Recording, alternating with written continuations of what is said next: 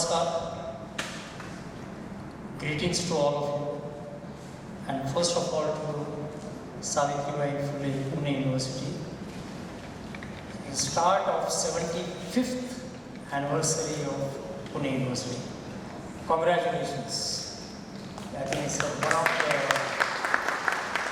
one of the recognized university, and month of August is so important in Pune because the 1st August Prime Minister Modi came here in Pune to receive the award of TERRE Award, Lokmanya TERRE Award.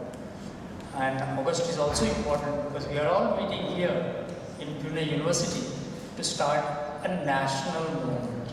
And I will tell you why I call it a national movement. But before that, I would like to thank Vice Chancellor Goswami, who has taken a charge just 2 months back of this glorious university, the glorious past. And he has been doing exceedingly well. So I also wish him all the best in his functioning of this Pune University. And I am sure he will take this glorious past of Pune University in future. A lot of work has gone in organizing this event. And I particularly would like to thank Professor Rajendra, who has been really going to the ground level to make sure that this activity is successful. And when I say activity, it is not just organizing the conference, but she told me that tomorrow Pune University will start the activity for net zero. And she will be the one who will be in charge of it. And I think she is getting ready and enthusiastic. When I was going around in the tea, people said, "Oh yeah, we are also starting." I said, what is the first step? He said, "No, we are forming a committee." So, well, she didn't tell me that she is going to form a committee. She said we are going to start a vote. So I'm quite hopeful for that. Dr. Goswami had talked about that we all in Pune, I'm not from Pune, but I live in Pune. They all talk about Pune is the Oxford of East. I want to tell you, the young people, young audience here, that time is gone. When the Rishi Sunak, the Prime Minister of Britain, will next time go to the Oxford University, he is going to say, Oxford University is the Pune University of West. You must have heard him opening his speech yesterday, saying Jai Siya Ram, and then talking proudly that he is a Hindu.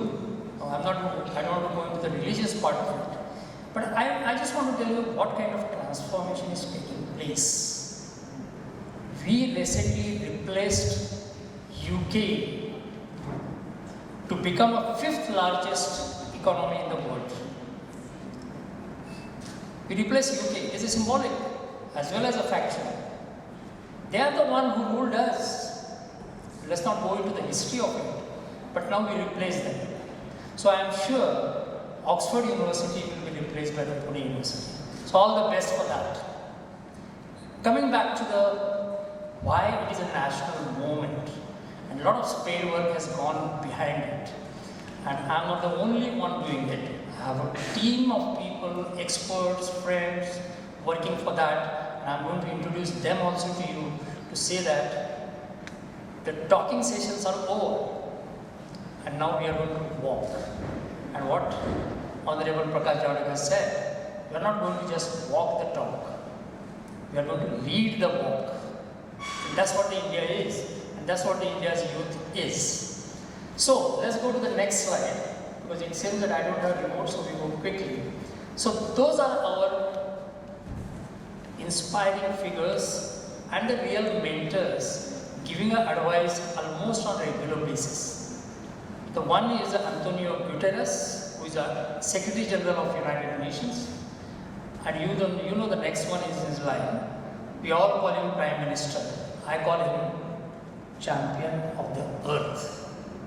That's the award United Nations have given him 2 years back. And that is because, and you can say that United Nations is not a political organization. depends on what work you actually do, the challenges you face, the type of country that you lead, and that's what makes him champion of the earth. Prakash Jawdekar, Honorable Member of Parliament, he spoke, and a number of you have come to me saying that how clearly he speaks. I think the clarity of the speech comes when you really do the good work, and that is the first message that the young students and the faculty should get.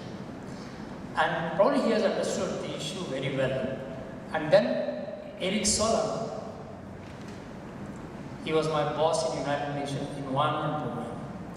He is the former Minister of Environment of Norway and also Under Secretary General of United Nations. And he is now Senior Advisor of World Research Institute. Next please.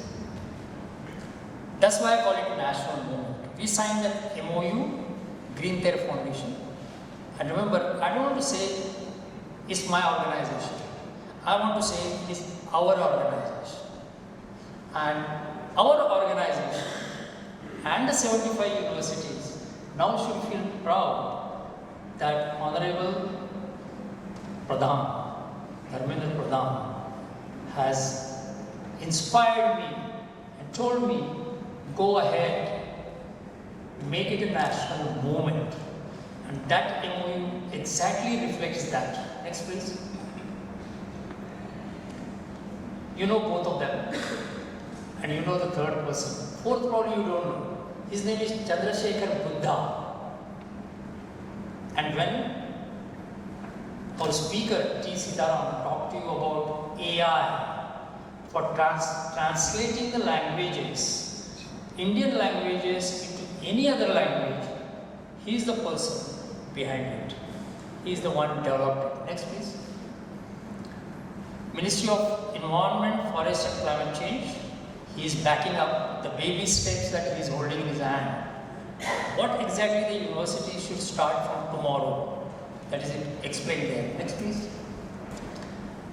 The center one is a Minister of Power, and he is being represented by Dr. Girija Shankar, who is a General Manager in Energy Efficient Services Limited, who is present here.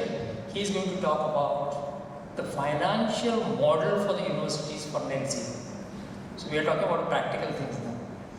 And you know the Prakash Jawdekar. So he is the one which is behind it, which makes it a national movement. It's not just a name called national movement. This is I don't know how many of you know the center one. He is the Jagdish Kumar. He is the UGC chairman. And when I first met him, and I was told that he normally speaks only on the line. So even if you are in a UGC, he says, okay, connect me on a video. So you probably cannot enter him.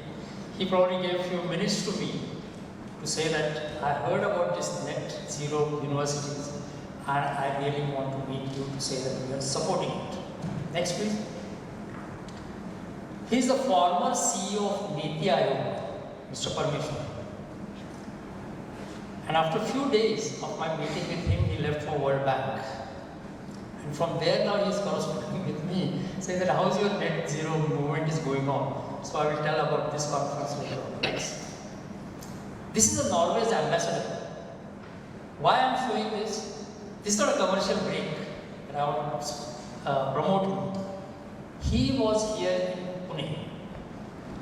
And when I told Erik Solheim, he is also from Norway, that one of the universities or one of the team universities or whatever you call it has become single-use plastic free. So our champion of the earth has said that India will become single-use plastic free by 2022.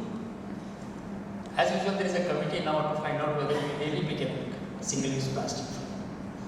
But this Norwegian ambassador wrote to me saying that I want to see and visit the campus to see whether you are really single-use plastic. And that was Ferguson College. He came to the Ferguson College, went around the campus. Maybe that Ferguson College cleaned the campus that time, but when he was explained how they did it, he took that guideline that was prepared by the Green TERRE Foundation, which is single-use plastic-free campus. He showed it And he said, I've never seen such guidelines in Norway. I'm taking it back and distributing it in all the universities in Norway. So when I say Pune University will become, or the Oxford University will become, the Pune University of the West, things are going around. They know how the young people in the universities are making a progress. So don't take it lightly. World is watching you, and next one will show you that. Go ahead. Next please. This from China, I was there in April. They called us and they say that we heard that you are doing something like this university network. We want to participate in it. And they took a pledge there. They took a pledge. You know China very well.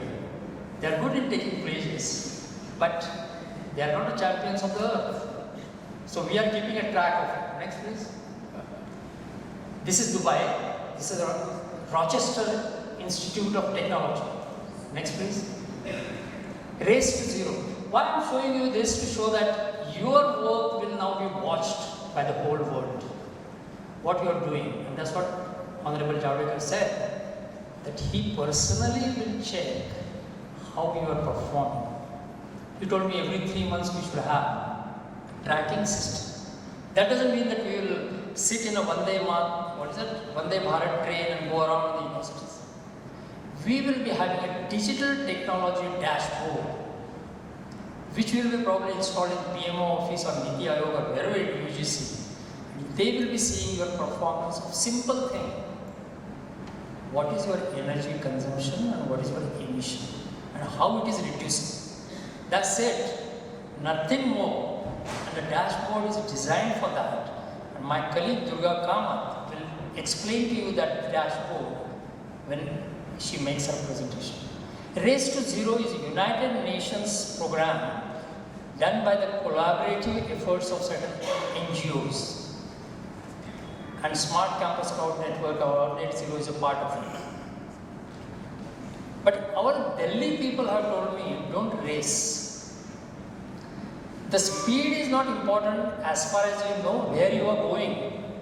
That is more important. That I remember Ratan Tata's statement that don't rush as long as you know where you want to reach. And I like that because Tata was my first employment after my IIT graduation. And this is the message I want to give it to you. That in net zero, don't rush. That could be temporary progress. So make it sure that you have understood the issues and it can be sustained. And I've been telling the Race to Zero United Nations also that don't just rush around. And what is important is take the people along. Nobody should be left behind. There is a university in Gadchiroli and Jharkhand. They should not be left behind. You have to take them along with you. So it's not only your campus, it's a campus of poor universities, campus of tribal universities, campus in Andaman Nicobar. I think we should do that. Next please. So, the title of my presentation is Objective.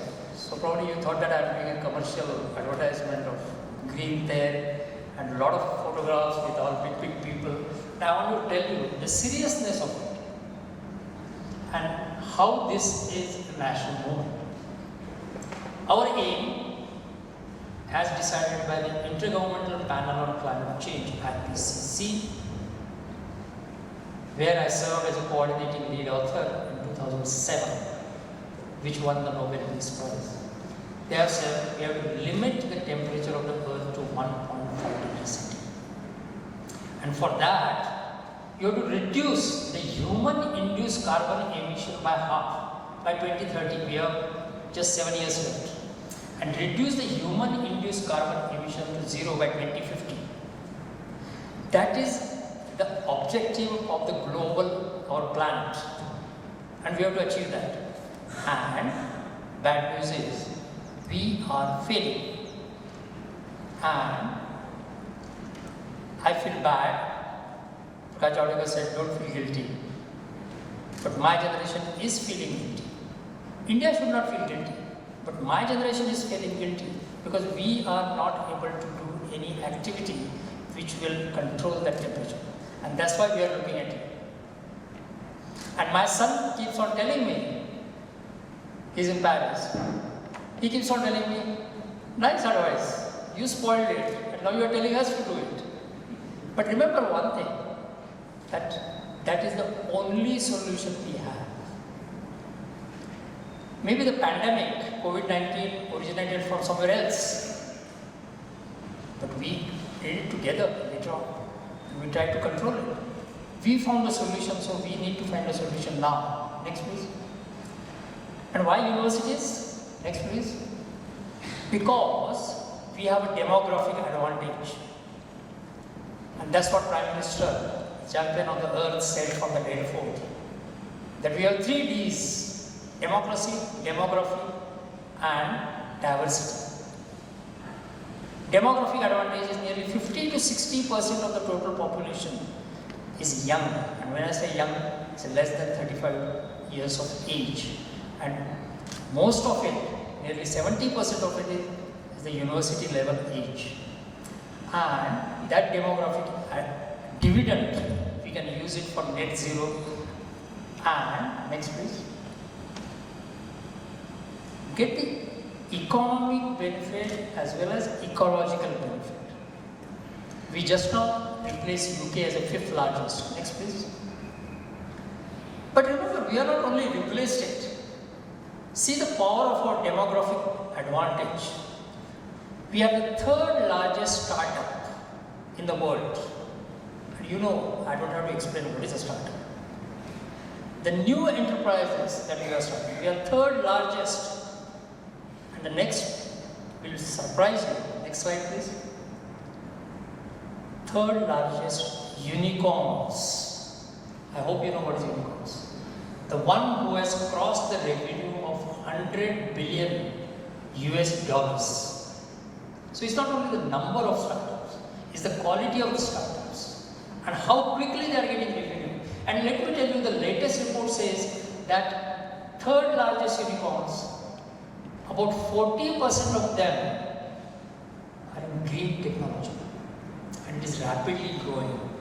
India now talks about not skill, India talks about green skills. India doesn't talk about startups, we talk about net zero startups. And next time will be further surprising that our objective is there for a skill building for youth in net zero, enhancing the employability. I want to tell the young people that it is not a burden. It's not that Vice Chancellor Gosavi or Professor Rajni Pancham tell no, we have to do a net zero, start from tomorrow.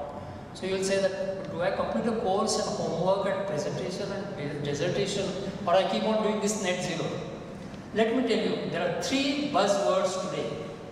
First is ESG, environment, social, governance. And Professor Rajni tells me that 80% of the job demands in the market today are on ESG. The second one is the net zero. If at all during the interview you say that I work for net zero in my campus, the one who is interviewing you will say that, can you meet me separately rather than an interview?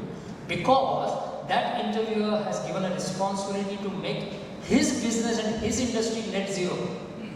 Because unless he makes it net zero, his ESG ranking doesn't go up. And if ESG ranking doesn't go up, he doesn't get an investment in his company. And the company runs on the investment. So today more and more investments is going into the net zero and ESG. And then you get international mobility. So if any of the students are planning for going to some of the other universities, your application is likely to be considered better in preference if you have worked on environmental and net zero issues. And then university to university contacts, that is mainly for the faculty, and promote positive competition for the world 5.0. I use the word world 4.0, that is the internet, and 5.0 is the combination of sustainability and AI. So those are the kind of things which I want to tell you, that this is not a backpack. You go for a trekking and there is a backpack. Some of the people say, oh, these were essential things in me, but it is a bit heavy. Net zero is not heavy because it is going to give you opportunities, it is going to save the cost for the universities, and it is also giving you a global recognition for whatever you do. Next please.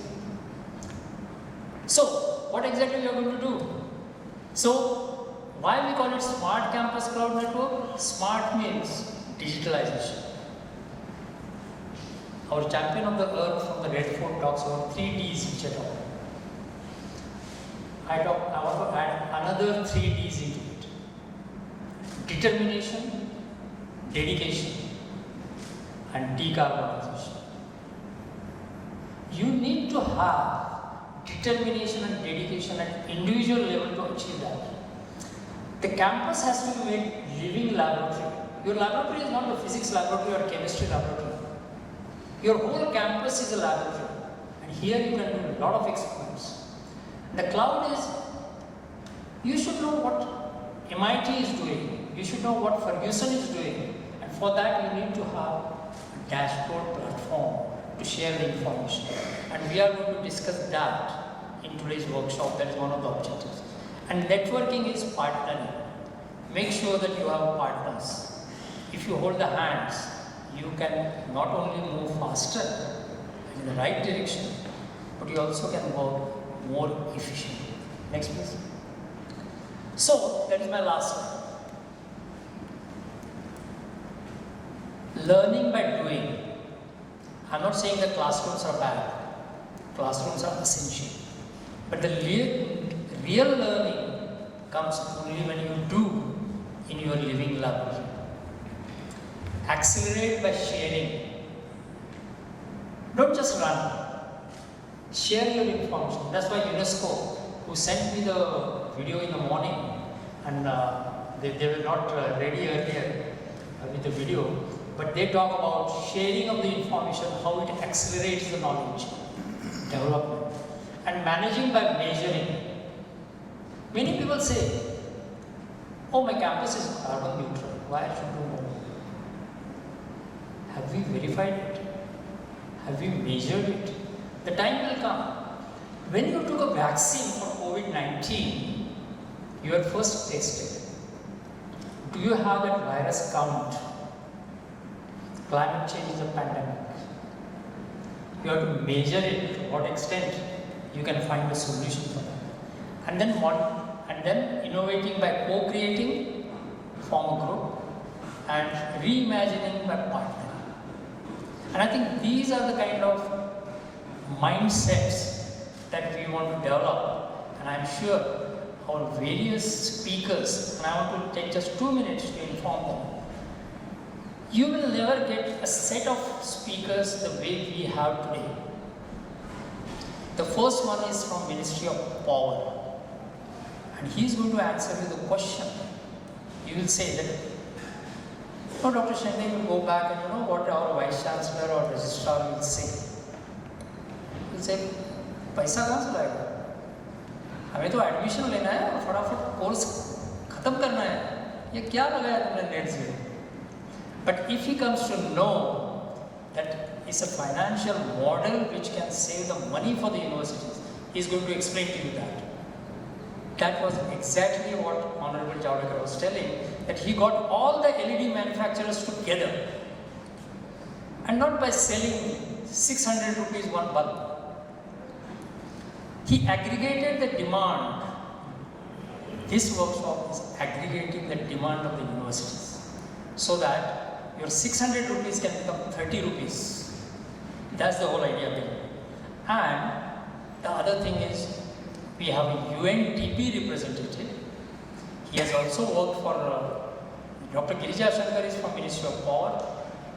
Dr. Srinivas, SN Srinivas, he is the expert in the World Bank and UNEP. Many people say, oh, we have heard a lot of these United Nations guys, including Dr. Shende. There's nothing, it's nice to listen, but then nothing happens. He is the one who has set 150 steel rolling industry in into energy efficient path and save crores of rupees. For me, university is a rolling mill. It can steel rolling mill produces a steel.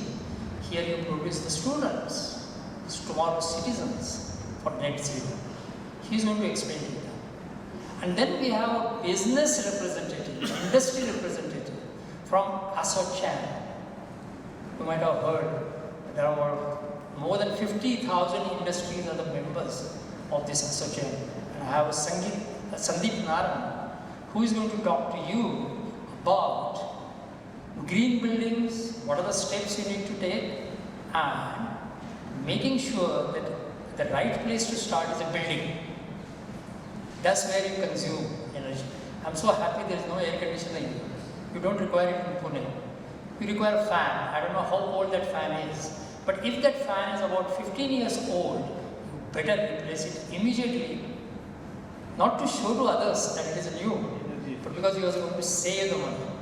The new fans are necessarily at least 30% more energy efficient than these fans if they are old. So with that, I stop my presentation, and I'm really thankful to the speakers who have taken the time to come from Delhi, from Bangalore, and also again I want to thank Pune University for their excellent organization, as well as my team, Durga Kaman, Riya Chandra, Datta Deshmukh, and there are many others. I don't know whether Samir has come, and also we have Shinde. Sorry? Sachin. Yeah, Sachin Samnade is there. Yeah, I can see. Thank you very much for your attention.